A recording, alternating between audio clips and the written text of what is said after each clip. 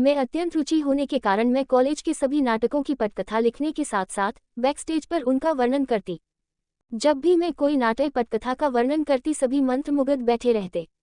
College के वार्षिकोत्सव के नाटक मंचन के बाद सभी मेरी पटकथा और वर्णन शैली की प्रशंसा कर रहे थे कि अचानक किसी ने मेरे कान में कहा, ईश्वर ने आपको सौंदर्य के साथ साथ कला का भी अनुपम उपहार दिया है। कुछ तो बात है आप में और आपकी कला में। बहुत खूबसूरत। इससे पहले मैं संभल पाती, वो कहकर चला गया, पर उसकी आवाज़ मेरे भीतर एक अजीब सी हलचल पैदा करके मेरे कानों में बस गई थी। शायद वो अपने शब्दों के साथ कुछ और भी मेरे कानों में और मेरे भीतर छोड़ गया था। पर वो कौन था मुझे नहीं पता था, बस उसकी आवाज़ ही उसकी पहचान थी। दिन यूं ही बीत रहे थे। एक दिन मैं कॉलेज लाइब्रेरी में बैठी थी। मैम, हिंदी साहित्य का सेक्शन कहाँ है? मुझे प्रेमचंद और अमृता प्रीतम का साहित्य संग्रह देखना था कि आवाज़ ने मेरा ध्यान खींचा। वही आवाज़ पुनः सुनी तो मेरे कानों में वार्षिकोत्सव वाली आवाज़ गूंज गई। उत्सुकतावश मैंने मुड़कर देखा तो हमारे सेक्शन का वो नया लड़का खड़ा था जिसके व्यक्तित्व पर हमारे सेक्शन की सभी लड़कियां मंत्रमुग्ध हो गई थीं। मैं उसे देख ही रही थी कि वो आकर मेरे पास बैठ गया। उसे सामने देखते ही मैं वही जड़वत हो गई।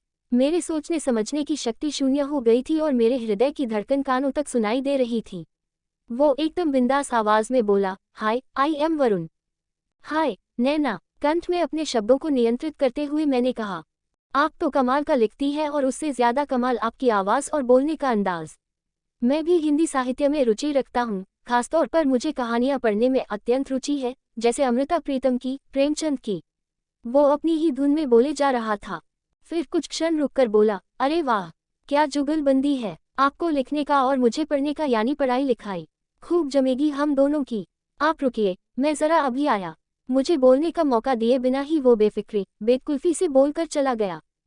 वरुण अपने मस्त मौला अंदाज के लिए पूरे कॉलेज में प्रसिद्ध हो गया था। धीरे धीरे हम अच्छे दोस्त बन गए। वो बोलता रहता और मैं उसे अपलक निहारती रहती। हमारे दिलों के एक एक हिस्से कब एक दूसरे की रूह से जुड़ पता ही नहीं चला। वो हमेशा मेरी खूबसूरती के कसीदे पढ़ता रहता। ये प्रेम ना बड़ा ही अद्भुत होता है, आपको सदा कल्पना लोक की सैर करवाता रहता है। समय अपनी गति से बढ़ रहा था। कॉलेज के अंतिम वर्ष तक आते आते मेरे शरीर में कुछ हार्मोनल बदलाव के कारण मेरे पीरियड्स अनियमित हो गए, जिसके परिणामस्वरूप मेरा वजन बढ़ने लगा और मैं मोटी होने लगी थी। वरुण की एक हरे शरीर वाली नैना अब मोटी नैना बन रही थी। मेरे बढ़ते मोटापे को देखकर शुरू में वो मुझे मोटी मोटी कहकर छेड़ने लगा। मैं इसे मजाक में लेकर टाल देती थी। आखिर मैं उससे प्रेम करती थी, पर धीरे धीरे उसकी ये छेड़खानी भद्दे मजाक में बदलने लगी। मैं फिर भी उसकी इस हरकत को उसका प्रेम समझकर नज़रअंदाज करती रही, लेकिन मुझे इस बात का बिल्कुल भी अंदाज़ा नहीं था कि उसके इन भद्दे मजाक की वजह से मैं बॉडी शेमिंग का शिकार हो रही हूँ। मैं हीन भावना से ग्रस्त होने लगी थी। मेरा आत्मविश्वास डगमगाने लगा था। वो बदल गया था, मुझसे कतराने लगा था। मैं उसे समझाने का निष्फल प्रयास करती कि वरुण, ये मोटा होना मेरे हाथ में नहीं है। हम लड़कियां बॉडी में कभी कभी हार्मोनल चेंजेस की वजह से पीसीओडी का शिकार हो जाती है, जिसके परिणामस्वरूप पीरियड्स अनियमित हो जाते हैं और बॉडी में मोटापा बढ़ जाता है। प्लीज़ वरुण, मुझे समझने की कोशिश करो। धीरे धीरे इसके इलाज के बाद सब सामान्य भी हो जाता है। मेरी बात सुनकर वो बस एक फीकी सी हंसी हंस दिया। वो मेरे साथ होकर भी साथ नहीं होता था। परीक्षा के रिजल्ट वाले दिन उसने मुझे अपनी बर्थडे पार्टी का निमंत्रण दिया। मैं खुशी से बावरी हो गई थी। उसकी मनपसंद वन पीस ड्रेस पहनकर मैं पार्टी में गई। Happy birthday Varun. उसने मेरी तरफ देखा और उसकी आंखें क्रोध से लाल हो। वो एकदम बोल पड़ा, तुम ये क्या पहनकर आई हो नैना? इसे पहनने से पहले एक बार अपने आप को अपने मोटे शरीर को आईने में तो देख लेती। मोटे लोगों को ऐसी ड्रेस सूट नहीं करती। ये ड्रेस पहले वाली नैना को सूट करती, ना कि मोटी नैना को। पर तुम्हें तो ऐसी ड्रेस बहुत पसंद है। मैं तो तुम्हारे लिए, मेरे लिए, कम ऑन ग्रो अप नैना। वो सब कुछ तो कॉलेज में ही छूट गया था। हाँ मुझे ऐसी ड्रेस पसंद है, पर मोटी लड़कियों पर नहीं। नैना, अब तुम मोटी हो चुकी हो, मोटी, इस सच को स्वीकारो। कहकर वो बेशर्मों की तरह हंसने लगा। सभी को अपनी तरफ हंसता देख अपमान के कारण मेरी आंखों से अविरल धारा बह निकली। इतने अपमान के बाद मेरी कुछ समझ नहीं आ रहा था कि क्या करूं। वरुण, किसी की बॉडी का अपमान करने का तुम्हारा कोई हक नहीं बनता। ये मेरी बॉडी है and I love my body, I hate you. बस इतना कहकर मैं रोते रोते घर आ गई। पर इस घटना ने मेरे भीतर बॉडी शेमिंग की एक गहरी छाप छोड़ दी थी। मेरे कानों में बार बार मोटी मोटी शब्द गूंज रहे थे।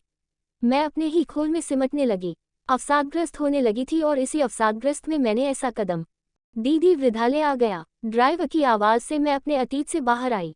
मालिनी जी के ऑफिस में पहुंचते ही मेरे कदम ठिठक गए। आओ नैना, वेलकम, इनसे मिलो, ये है मिस्टर वरुण। ये हमारे नवजीवन के सहयोगी हैं। मैंने इन्हें तुम्हारी स्टोरी टेलिंग के विषय में बताया था। ये अपने ऑडियो स्टेशन में तुम्हारी स्टोरी टेलिंग का एक शो रखना चाहते हैं। वरुण को देखकर बॉडी शेमिंग की किरचें मुझे एक बार फिर से चुभने लगी। मेरा मस्तिष्क शून्य हो गया। मालिनी जी की बातें मेरे कानों से टकराकर वापस जा रही थी। क्या सोचने लगी नैना? मुझे चुप देखकर वे बोली। कहते हैं ना, शब्दों की भाषा से अधिक प्रबल आंखों की भाषा होती है। आंखें वो सब कुछ बोल देती है जो शब्द नहीं बोल पाते। मेरी आंखें और वरुण की झुकी आंखें देखकर मालिनी जी शायद सब समझ गई थी। यही सोच रही थी मालिनी जी की एक मोटी लड़की कैसे इनके ऑडियो स्टेशन में शो करेगी। कहते हुए मेरी आंखें नम हो गई। मेरे हृदय से वर्षों पुराना बोझ उतर गया था। एक बोझ रिक्त और सुकून भरे हृदय से चेहरे पर अपार खुशी लेकर मैं स्टोरी टेलिंग के लिए उन लोगों के पास चली गई जो मेरी राह देख रहे थे, जिन्हें मेरे मोटे होने से कोई फर्क नहीं पड़ता था। ऐसे ही वीडियो देखने के लिए हमारे चैनल को लाइक एंड सब्सक्राइब करें। Thanks for watching.